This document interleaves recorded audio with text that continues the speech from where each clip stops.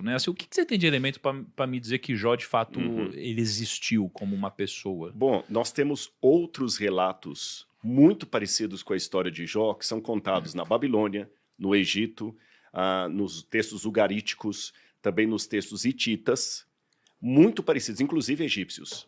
Então, você pegando esses detalhes, você vê que tem um núcleo de uma história que se coincide em que um homem que era abençoado por Deus ou pelos deuses e que, sem ter nenhum motivo para ser condenado, foi castigado pelos deuses.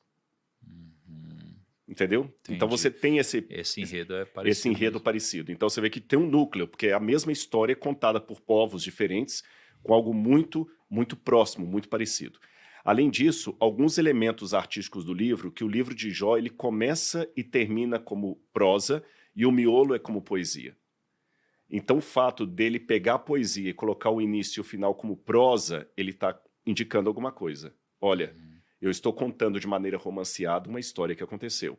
Traduzindo em linguagem atual, é como se alguém agora, na literatura de cordel, contasse a história do cangaceiro Lampião e Maria Bonita, ou do Corisco.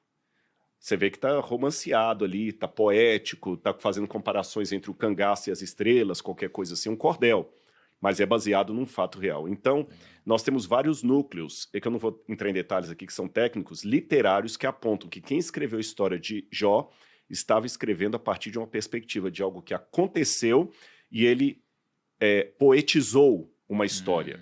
Sem criar nenhum anacronismo, é como se fosse uma literatura de cordel falando de um caso real do O que você está dizendo Nordeste. é que basicamente assim, o enredo aconteceu e aí as nuances do enredo é quase como pudesse ter passado por uma transformação poética Poética, para exatamente. romantizar o Exatamente. que não deixa de ser uma realidade que aconteceu. Exatamente. E a Entende? própria forma como você citou aí as riquezas dele são formas próprias de alguém que realmente era rico no período do bronze. Porque nota que não fala em moeda. Ele não tinha dinheiro. Né? E até as palavras hebraicas que aparecem aqui para falar do tanto de gado que ele tinha são palavras análogas ao que nós temos em sumeriano, por exemplo.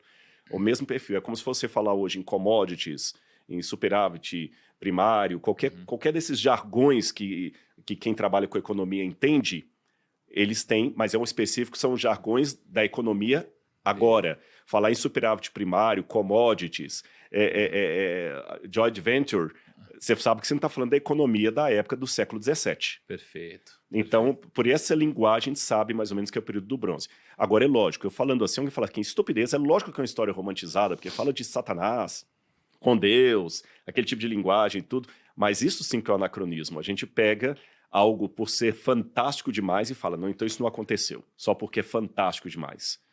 Mas não é bem assim. Perfeito.